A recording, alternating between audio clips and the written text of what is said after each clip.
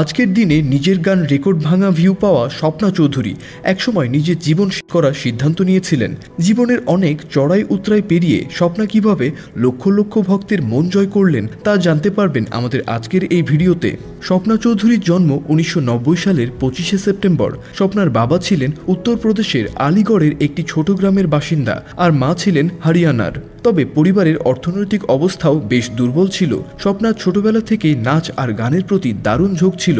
তিনি দিল্লির আদর্শ পাবলিক স্কুল থেকে পড়াশোনা করেন এবং আদর্শ ছাড়াও আরও 2-3টি স্কুল পরিবর্তন করেন। তবে তিনি যখন দ্বাদশ শ্রেণীতে পৌঁছান তার আগেই স্থানীয় পর্যায়ে একজন মঞ্চশিল্পী হিসেবে পরিচিতি লাভ করেন। স্বপ্না যখন ছোট ছিলেন তখনই তার বাবার একটি জটিল অসুখ ধরা পড়ে। 8 বছরের দীর্ঘ অসুস্থতার পর তার বাবা মারা যান। ততদিনে স্বপ্নার পরিবারে অর্থনৈতিক অবস্থা খুবই খারাপ হয়ে গিয়েছিল, এমনকি তাদের বাড়িটিও বন্ধক রাখা হয়েছিল।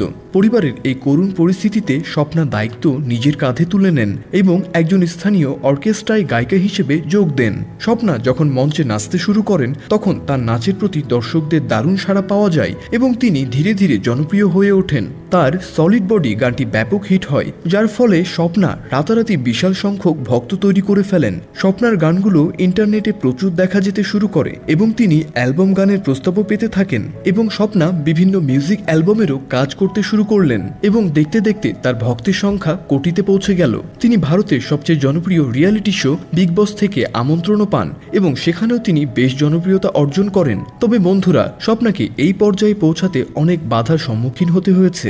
যখন সোশ্যাল মিডিয়ার লোকেরা তাকে মাত্রাতিকভাবে ট্রল এবং মন্তব্য করছিল তখন তিনি কে আলিঙ্গন করার মনস্থির করেছিলেন, কিন্তু সময় মতো তাকে হাসপাতালে ভর্তি করা হয়, যেখানে ডাক্তাররা তাকে বাঁচিয়ে তোলেন। স্বপ্নার কাজ সহজ ছিল না। স্বপ্না জানান অনেক সময় মঞ্চে পারফর্ম করার সময় লোকেরা অকারণে শুরু করত।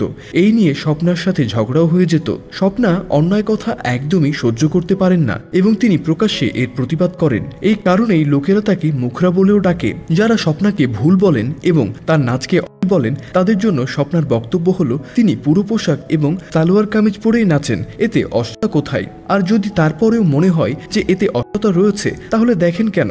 অন্যদিকে অনেকেই স্বপ্নার নাচের প্রশংসা করেন। আপনাদের জানিয়ে রাখি, স্বপ্না কখনোই কারো কাছে নাচ শেখেননি। এই প্রতিভা তার মধ্যে ছোটবেলা থেকেই ছিল। স্বপ্নার নাচের ভঙ্গি এবং তার এক্সপ্রেশনে সবাই মুগ্ধ হয়ে যায়। স্বপ্না এখন পর্যন্ত নিজের ক্যারিয়ারে অনেক উন্নতি করেছেন। 50 কোটি টাকার সম্পত্তির মালিকানার পাশাপাশি স্বপ্না বিলাসবহুল এবং দামি গাড়িও রাখেন। তার কাছে অডি Q7 এবং BMW 7 সিরিজের মতো গাড়ির সংগ্রহ রয়েছে। তো বন্ধুরা, এই ছিল স্বপ্না চৌধুরীর এখন পর্যন্তকার গল্প। আপনি তার ভক্ত কবে থেকে? কমেন্ট করে অবশ্যই জানাবেন এবং এই ভিডিওটি লাইক এবং শেয়ার করতে ভুলবেন না।